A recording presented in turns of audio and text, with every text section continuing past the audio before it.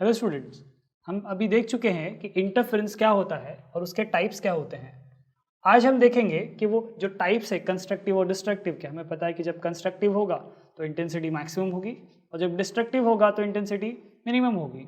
अब हमें ये भी याद है कि जीरो पार्ट डिफरेंस पर कंस्ट्रक्टिव होता है, लैम्डा के पार्ट डिफरेंस पर भी कंस्ट्रक्टिव होता है, बट लैम्डा/2 के पार्ट डिफरेंस पर हमें डिस्ट्रक्टिव मिलता है, यानी कि ब्राइट ब्राइट उसके बीच में डार्क, यानी कि bright dark bright dark bright dark. ऐसा हमें एक पैटर्न दिखाई देगा जैसे ज़ेब्रा क्रॉसिंग पे होता है।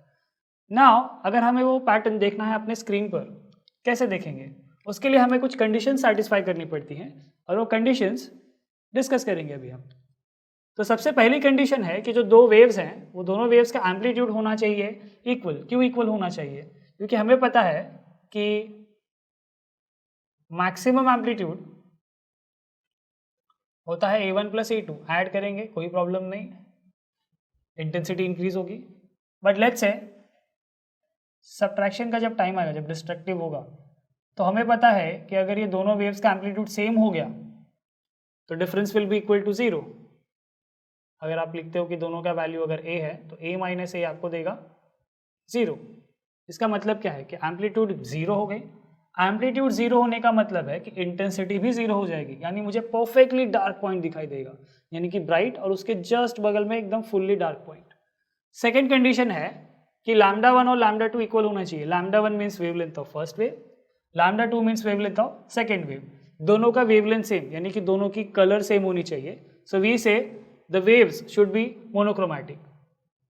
तीसरा कंडीशन है कि जो सोर्सेस है वो नैरो होने चाहिए। इसका मतलब क्या है? लेट्स से कि हमने एक स्क्रीन पर दो पिन होल्स बनाए हैं 1 और 2।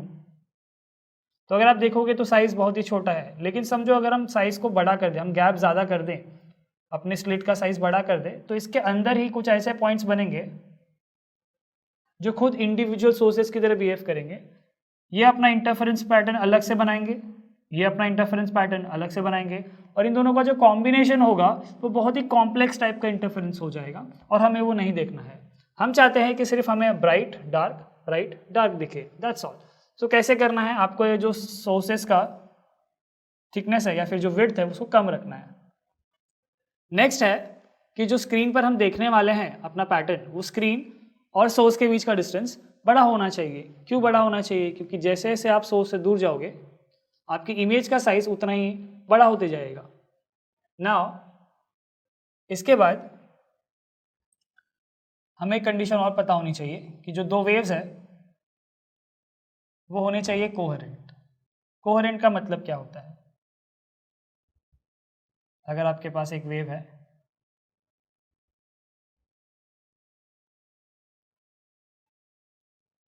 लेट्स से कुछ इस तरह से, और आपके पास एक दूसरी वेव है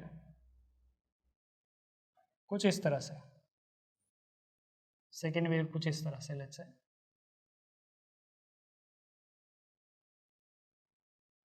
नाउ अगर आप ध्यान से देखें तो जब इसका एक वेव कंप्लीट हो रहा है तब इसमें कितना कवर हो रहा है? Pi phase, 2 pi phase plus π/2, लेकिन यहाँ पे सिर्फ 2 पाई हो रहा है। तो सेकेंड वेव ने फेज कवर किया है 2 पाई प्लस π/2, और सेकेंड वाले ने क्या है 2 पाई, तो डिफरेंस आपको क्या देगा? π/2। नाउ लेट्स से कि यहाँ पर हम हैं, let's say at this point somewhere around here.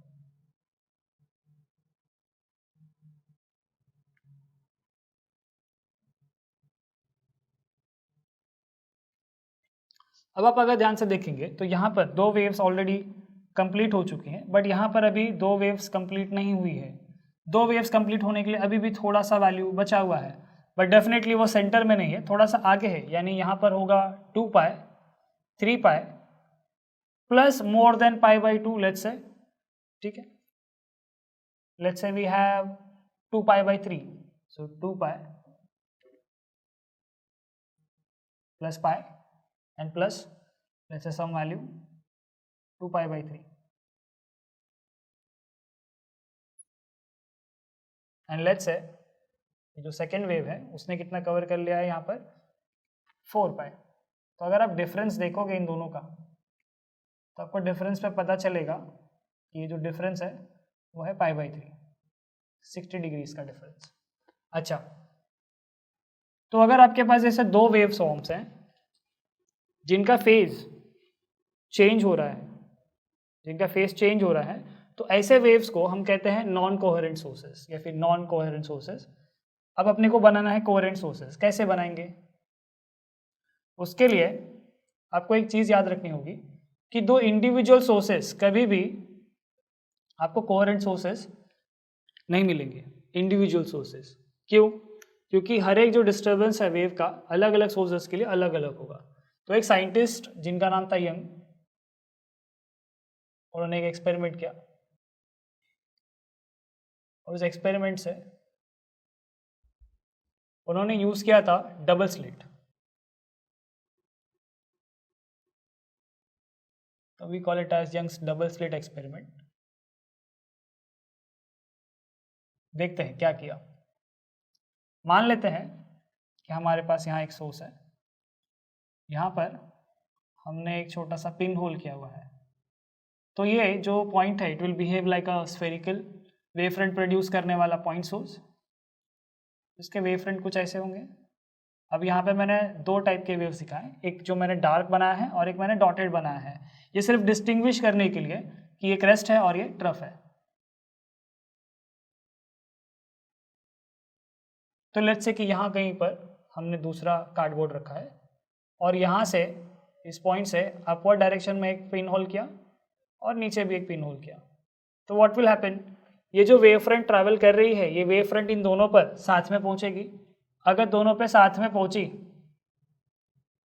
और ये दोनों एक ही वेव से प्रोड्यूस हुए हैं, एक ही वेव से अगर आप दो वेव्स प्रोड्यूस कर रहे हो तो जितना चेंज इसमें होगा उतना ही चेंज सेकेंड में भी होगा। लेट्स इमेजिन कि आपके सामने हमने दो मिरर्स रखे हैं।